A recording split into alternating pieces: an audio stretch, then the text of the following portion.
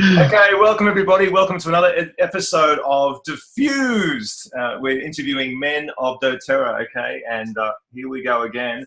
Today, it's very exciting to have Byron Twilley here with us on the line, on this virtual line we have all the way from Central Coast and of Terrigal. In fact, some of you may know Terrigal. Beautiful spot, beautiful part of the world.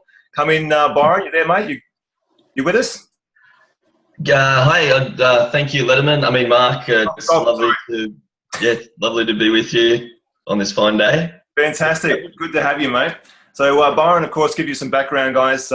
He is a diamond leader, been with doTERRA for almost 4 years, around there, sort of thing, 3-4 years, doing great things, and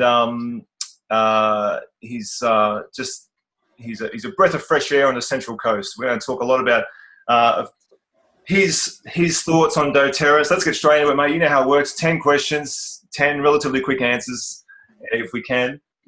And we're going to talk about the little baby you've got there, and Renee will probably come into the conversation as well. But let's get into it, mate. So number one, Byron Twilley, what is your favourite essential oil or product, and why? Well, I used to say frankincense because I like to consider myself king of the oils. But to be honest, not to put myself on a pedestal or anything like that. No. Modesty. To be honest, my favourite is probably Lavender Peace or Serenity. That was my catalyst to being won over with the essential oils because I struggled with insomnia. And that was something that really helped me just get a good night's rest and relax and de-stress at the end of the day. So I'd have to say Serenity. It's nice and calming. Awesome. I'm sure a lot of women would agree with you there too. I put that on my wife's feet too over night time. Now, can't go wrong with a foot rub. Yeah, mate, she loves it. Question two. Tell us about your first introduction to the oils. How did that go? So obviously we were introduced to the oils, as most men are, through their lovely ladies in their lives. Yeah. And Renee had IBS. She started using peppermint. I thought it was a little bit strange that she was downing drops of peppermint underneath her tongue, but it was working. So I was very welcoming to it. And at first, being a man, naturally a little bit skeptical until we've had an experience. And I was actually suffering from the man flu, serious man flu, and we all know how bad that can be. Rocking, cold sweats, end of the world type situation. Shocking. And I was ready to just go for the cold and flu tablets, but Renee was like, nah, we've got the oils. She was on the phone to our uplines and said, what do I do? Oregano, On Guard, tea tree, frankincense on the bottom of the feet, peppermint on the back of the neck. Next day, I was hunky-dory. Yeah. Able to go surfing. Only side effect was I smelled a little bit like spag bowl. Oregano. My mates were just like, can somebody smell spaghetti bolognese? I want to check in the surf. And I was just like, that's my feet. I've got oregano on my feet. The first opportunity to share as well. So it was cool. So you were a bit shocked by the quick results, the quick turnaround in your health? Absolutely, yeah. Man flu, I'd usually be down and out for at least 2 or 3 days, and dragging myself to work and saving my sick leave for when the surf's good, but and just dosing up with the cold and flus. Yeah. But using something that's natural and just getting straight back to health that was just won me over straight away. I suppose Renee was walking around with sort of a bit of a proud look on her face the next day. Told you so. Yeah. Told ya. But, how did you feel when the oils first came into your home? I mean, tell us about. Did Renee have a kit there, and is that how it worked? Yeah, look, Renee was always going to be an entrepreneur and businesswoman. She's Italian; it flows in her blood. And upon our first introduction to the essential oil, she wanted to buy the Every Oil kit and spend $3,000. And I was like, "Whoa, cool your jets, Turbo. Let's just do a little bit of negotiating here." So we went through the kit options and we ended up getting the oil sharing kit, which she agrees now that, you know, it was reasonable at the time, given that she'd only tried peppermint and it was a life-changing experience for her. But yeah, we came home, we got an oil sharing kit, and it came from the US at the time, 4 years ago. And so we had all of these oils arrive on our doorstep, and there was a lot of oil. A lot of oil. Especially when you don't really know what to how to use them or what to do. They smell amazing, but yeah, it's just a matter of, you know, learning, getting that experience over time, and now it just, you know, rolls off the tongue, comes off the top of your head. You don't even think about it. But I guess it's really investment straight up, isn't it? I mean, it's a lot of money, and for a guy to say, whoa, you know, a couple of $1,000s here, so. Yeah. The negotiation, I believe, is essential. You know, you can't fold every time, but then you need to be open to what the girls have to say as well, and they're full of wisdom. You know, we sometimes we don't give them enough credit where credit's due, and they are really in touch with a lot of these natural therapies, as us guys are starting to realise now. Yeah. Don't look back now, mate. Good choice, eh? Good choices were made. Absolutely. No regrets. Indeed. So, mate, what do you enjoy about doTERRA as a company? You probably work for different people over the years. So what's the differences that you see? Mate, I love the big company, but the essence and the heart and soul of a small business. Yeah. You know, their ethics and their morals and how they just connect with people. And they're just all beautiful, loving people that accept and want to help everybody. Yeah. It's not a cutthroat business. It's the absolute opposite of a corporate environment, which I worked in for 10 years in local government.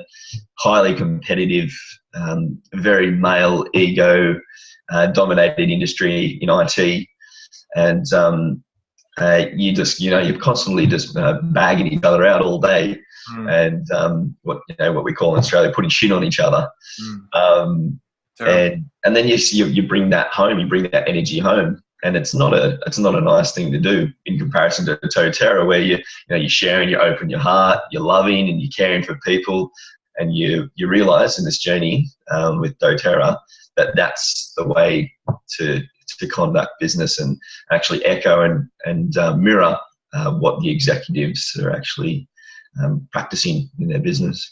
Beautifully said, mate. Beautifully said. I totally 100% agree.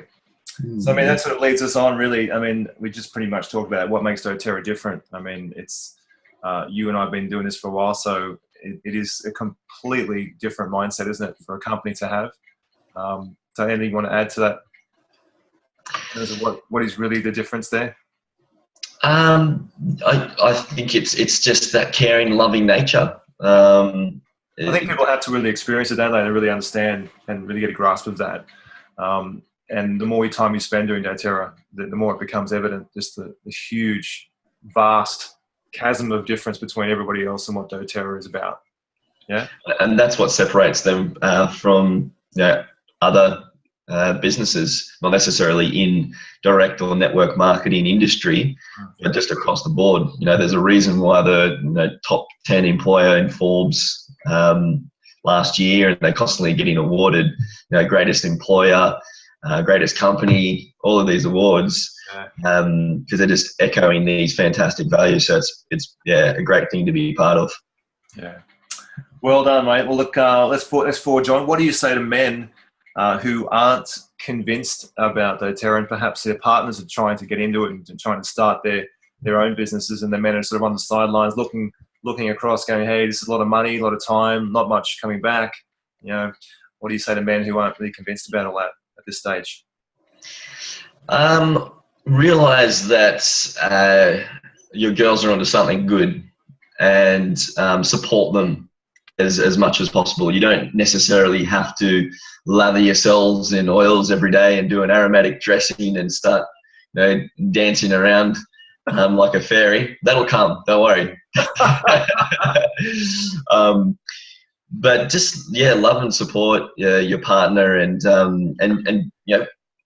in the ways that you can help. So it might be technology, it might be finances at first, and just be open to learning and start just engaging in what they are, and realize that it is a business, and a business, it takes time and money to invest into a business. Yeah. In comparison to a business where you would be, starting from scratch, and say it's a florist or your own essential oils company, you're investing a lot more money than what you would be if you're investing into a doTERRA business. You only need to invest $130, $140 per month when you first started out in doTERRA. That's all you need. Yeah. So just open your mind, move away from the figures. Yeah. And open the heart, and just be there to support your partner, and it'll all come to fruition. It might take a while, but the dollars start to roll in, and naturally, being the provider of the home, then that's ticking the men's boxes. It's like, oh, okay, yeah, well, I'm starting to come on board now. And now that you're diamond, it's looking pretty good. Pays off. Well said. Well said. So that's a bit of a shift to men's health. So how do you see men's health at the moment? I know that the oils are incredible for not just physical health but emotional health as well. I think men don't, or perhaps traditionally haven't taken care of themselves as much as they should. So any thoughts on that, men's health? Absolutely. So, once you just take the lids off and start using the oil, start getting the benefits, it might even be the Lifelong Vitality Pack that you start using, because that's a little bit men acceptable. Taking a pill and putting that in your mouth. There's essential oils in there, guys, so it's okay. You're getting your essential oils. The DDR Prime, obviously, things like depression and stress, insomnia. They're big things that are quite, and I'm sorry to be uncompliant if I'm mentioning these things here. I'm not making claims, but these are conditions that are they're quite common with men, because in general, the men, they're the provider for the home, the provider for the family. They want to do the best. They work in their hardest. And sometimes they forget to love themselves and take care of themselves. And the oils are just a fantastic support emotionally and physically, spiritually, mentally. Just get the oils onto you, dudes. They're good for you. Just get them on. Get them on. Well said. I love your work. So what do you see as the future of essential oils? It's pretty exciting, isn't it? Oh, absolutely. Yeah. And just the way that doTERRA has already grown massively. And I just love how they're just constantly smashing their predictions for the year. Each time you go to convention, they're like, oh, this is what we set as our goal, but we doubled that. Yeah. And they're still being sustainable, still working with developing countries.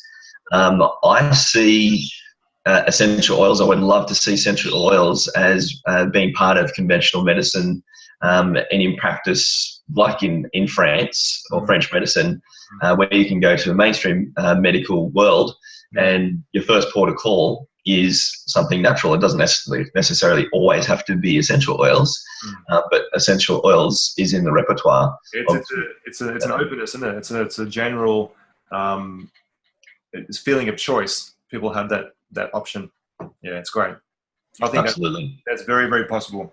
So, mate, tell us the last time you shared essential oils with somebody. Was there any sort of experience that comes up to mind and that maybe a bit unusual, out of the ordinary? Look, out of the ordinary. Well, Renee and I, we do monthly markets. Yeah. And Central Coast there. And we have people, just random people come to our market stall sometimes, and Lavender Peace or Serenity is my go-to oil. So people see the box. Sometimes older people come up and they go, "Oh, lipsticks, these look really nice," and I'll give them Lavender Peace and say, "Oh, they're essential oils, therapeutic grade," and they'll smell them, and that's the Lavender Peace every time. That everybody just loves it.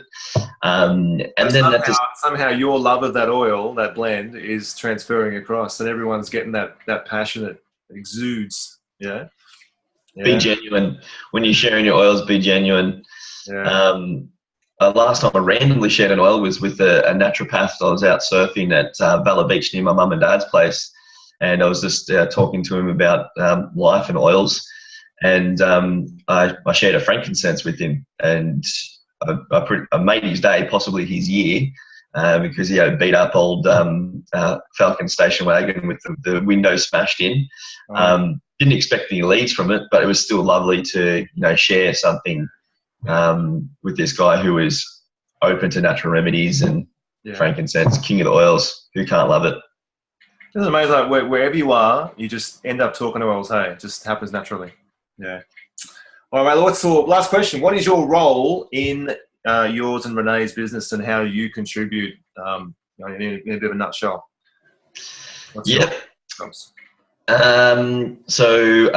Personal foot rubber at night time, massager, yatsu, de-stressor.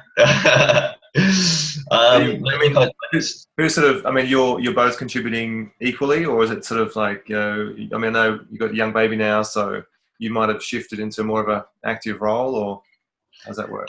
Yeah, absolutely. So we've done Diamond Club twice. The first time we did Diamond Club, Renee did it mostly. She was just casual teaching, primary school teaching at the time. I was still full-time. She did it. And then the second time, I finished my job. I'd left my job and really got stuck into Diamond Club, where she was pregnant. So she did less. And then obviously having a baby, did less. I stepped up, did more. But we both have our strengths, and technology, being in IT generally, that's going to be something that I do. But yeah, I get in and do what I can. Everything from wellness consults to sharing and business meetings, and get my teeth sunk in. You guys seem like a really good partnership. You sort of really got it nailed now after a few years. You both know your strength, as you say. You both know your strengths. You know where you can contribute, and you do it. You do it really well. You do beautifully. And look, and you just got to constantly work on you look on the internet and you can find there's something negative on the internet about anything. I'm sure you can find something negative on the internet about Care Bears, but if you look at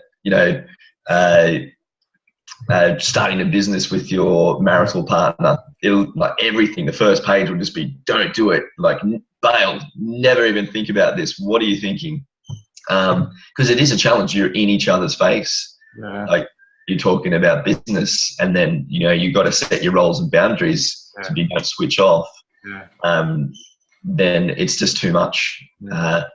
So it's important to get those roles and boundaries into place, have your days off, learn your partner's love language, and choose to actually practice that, as well as, hey, let's reach for the stars, let's make our goals come to fruition. So it's a bit of that's fantastic advice. Thank you so much for sharing that. Now, mate, we've got as always, people who are watching Diffused regularly would know that we have a viewer question. And today we've got a question here written in from, who is it here? Georgina from Gosford. Now, Georgina writes, Byron, I've heard rumours that you're a bit of a cross between Brad Pitt and Bear Grylls. And who do you identify more with, Bear or Brad? Oh, wow. Well, I've always had a bit of a man crush on Brad. He's doing it tough at the moment. He's doing a bit tough without Brad. He's had some tough times, but Bear is still cruising along, doing his thing. Yeah, look, I like to get out in nature and rough it a bit. I am in my element when I'm at a campfire and in the bear elements, pardon the pun. Maybe you identify more with Mick Fanning or something like that, being a mad surfer. Ooh. Yeah, I think I'll go the Mick, Brad, Bear combo. I'll take any of those three, just to be honest. Yeah. Well, mate, we thank you sincerely and wholeheartedly for your honesty and for giving your time and your effort today and joining us for Diffused. Thank you so much, Mr. Byron Twilley. My pleasure. Excellent, mate. Well, we'll see you again very soon. And thanks everybody for tuning in. I hope you enjoyed that. I sure did. And we'll see you all the next time, next episode of Diffused. Thanks again, Byron. Cheers, Letterman. Thanks, buddy.